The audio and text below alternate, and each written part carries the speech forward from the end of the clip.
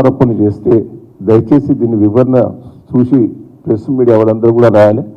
ఆ విజయ్ ఇది కూడా మీరు ఒక్కసారి ఆయన కూడా అమెరికా నుంచి పంపించాడు విజయ్. ఆయన వీడియో నాకు ఆయనే ఫోన్ చేసిండు. ఆయన నాకు ఎవరో కూడా సరిగ్గా పరిచయం లేదు. ఏదో నా దగ్గరికి ఒకసారి వచ్చిండట, నాకు ఫోన్ చేసి నా వీడియో పంపిస్తున్నా అన్న, నేను ప్రెస్ మీడియాకు కూడా అందరికి కూడా పంపిస్తున్నా, వీడియో ఒకసారి చూడు అని ఆ వీడియో కూడా పంపించారు. ఒక వీడియో మీరు అందరూ కూడా చూడవలసిందిగా విజ్ఞప్తి చేస్తున్నా. ఇది ప్రెస్ మీడియాలో కూడా తెలియజేయవలసిందిగా. అందరికీ గుడ్ ఈవినింగ్ అండి. నేను విజయ్ మాట్లాడుతున్నాను ఎడిసన్ డీజేసీ నుంచి. ఈరోజు ఉదయం కొంతమంది మన మిత్రులు నాతో ఒక వీడియో షేర్ చేయడం జరిగింది. అందులో ఈ శరణ్ చౌదరి, వట్టేపల్లి శరణ్ చౌదరి అనే ఒక అతను రియల్ ఎస్టేట్ వ్యాపారం చేస్తున్నాను, మీరు నాకు నా కంపెనీలో నాతో పాటు పెట్టుబడి పెట్టండి, నాకు ఒక 20 కోట్లు తీసుకొచ్చి ఇన్వెస్ట్ చేయండి, మీకు అధిక లాభాలు ఇచ్చి మీకు రిటర్న్స్ ఇస్తాను, మీ ఇన్వెస్టర్స్ అందరికీ చాలా హెల్ప్ అవుతుంది, అట్లాగే మాకు కూడా హెల్ప్ అవుతుంది అని చెప్పేసి మాకు చెప్పి మాకు దొంగ డాక్యుమెంట్లు చూపించి ఎన్ఆర్ఐ అయిన నేను దాదాపు అమెరికా వచ్చి 20 సంవత్సరాలు అవుతుంది.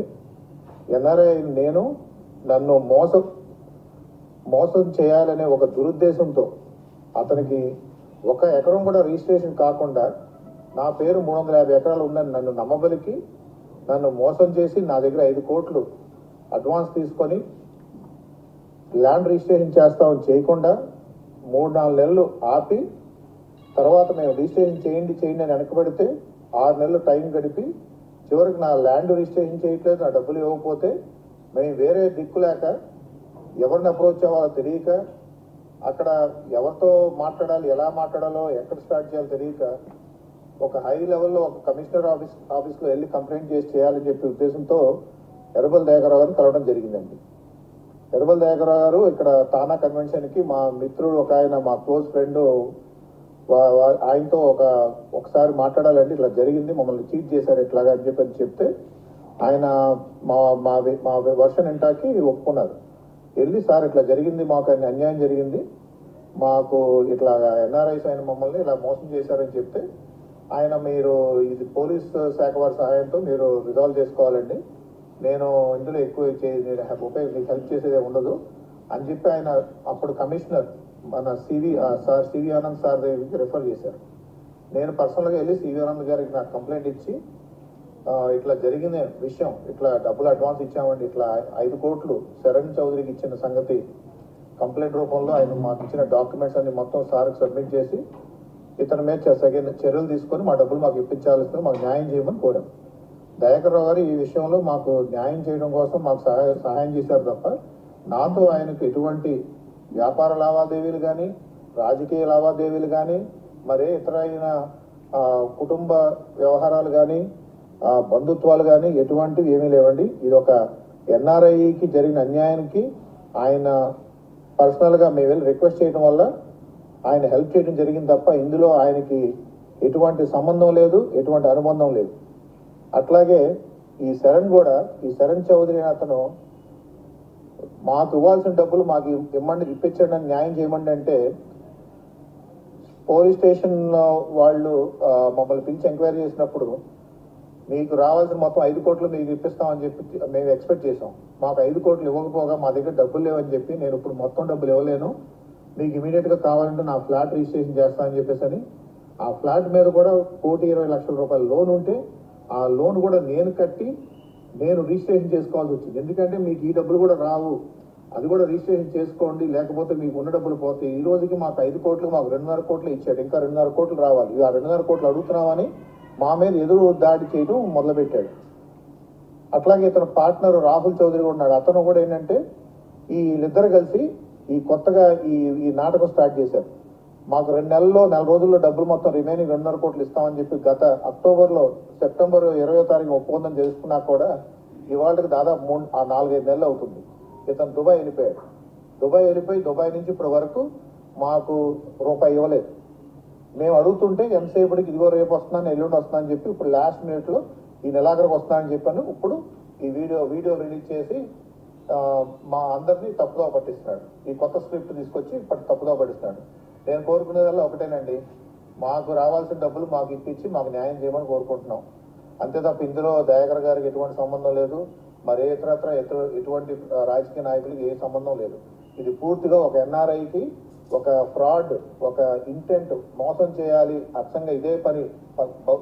ఇంతకుముందు దాదాపు 10-15 మంది ఎన్ఆర్ఐలను మోసం చేసిన చరిత్ర అతను. మీరు ఒకసారి ఆ చరణ్ చౌదరి చరిత్ర చూసుకోండి, ఒకసారి అతను బ్యాక్గ్రౌండ్ చెక్ చేయండి.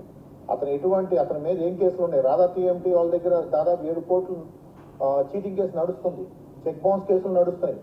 పైగా అతను పాస్పోర్ట్ సీజ్ అయింది, బంజారాహిల్స్లో కేసులు నమోదై ఉన్నాయి. అట్లాగే ఇంకా పలు ఎన్ఆర్ఐలు మోసం చేసిన సందర్భాలు ఉన్నాయి. కొంతమంది బయటకు వచ్చి చెప్పుకోలేని పరిస్థితిలో ఉన్నారు.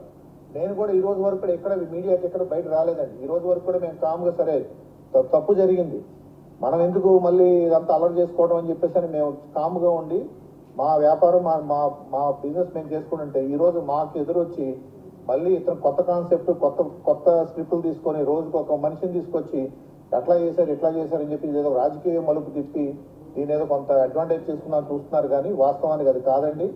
ఇది చరణ్ చౌదరి అతను ఒక ఫ్రాడ్స్టర్, ఒక సీరియల్ అఫెండర్.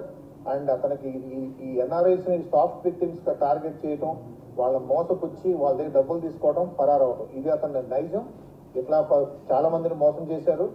చాలా మంది భయపడుతూ ఎవరు టీవీ ముందుకు కానీ ప్రెస్ ముందుకు కానీ రావట్లేదు. నా దయించి నేను మీడియా వారికి కూడా ఈ సందర్భంగా తెలియజేసేది ఏమనగా, వారు ఒకసారి ఇలాంటి కథనాలు ప్రచురించే ముందు ఇందులో ఆథెంటిసిటీ ఎంత ఉంది, ఎంతవరకు నిజ నిజాలు ఉన్నాయి అది కూడా ఒకసారి బేరీజు వేసుకొని వేస్తే బాగుంటుందని నా విన్నపం అండి. అట్లాగే నేను సదరు రాష్ట్ర ప్రభుత్వాన్ని కూడా ఈ సందర్భంగా మాకు న్యాయం చేయాలని కోరుకుంటూ, అట్లాగే ఈ విషయాన్ని తగు చరణ్ చౌదరి ఎవరైతే మమ్మల్ని మోసం చేశాడో అతని నుంచి మా డబ్బులు కూడా మాకు వీలైనంత త్వరగా ఇప్పించాలని కోరుకుంటున్నాం. థ్యాంక్ యూ అండి.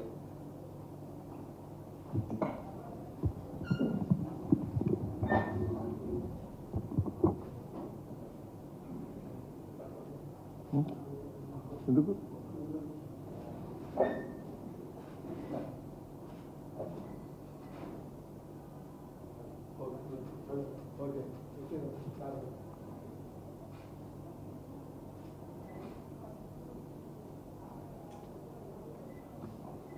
అయ్యా అనుమానాలు వేనే ఏమన్నా ఉన్నాయా? అది మీకే తెలిసి ఉండాలి, అది ఇంకా బయటికి రాలే. ఇప్పుడు ఇసుంటి వ్యక్తిని ఇసుంటి కేసెస్ పరిమితం ఇంకా తీసుకోలే. పోలీస్ స్టేషన్లో, బంజారా పోలీస్ స్టేషన్లో చీటింగ్ కేసులు ఎన్నో ఉన్నాయి, ఎన్ఆర్ఎస్ మోసం చేసి. అసంటి వ్యక్తి స్టేట్మెంట్ ఇస్తే మరి దయాన్న మీద మీరు ప్రెస్ మీడియాకి ఇస్త్రీ, అది ఏమో మరి తెలుస్తలేదు, నాకు అర్థమైతలేదు. నన్ను బదనం చేయాలన్నా డిఫేమ్ చేయాలన్నా ఏందో మరి అర్థమవుతలేదు. రాను మీకు నాకు అర్థమవుతుంది, ఏందనేది తెలుస్తలేదు. బ్యాక్గ్రౌండ్ ఎవరు రిలీజ్ చేస్తాను, ఎక్కడి నుంచి వస్తున్నది అనేది కూడా కరెక్ట్ క్లారిటీ వస్తలేదు.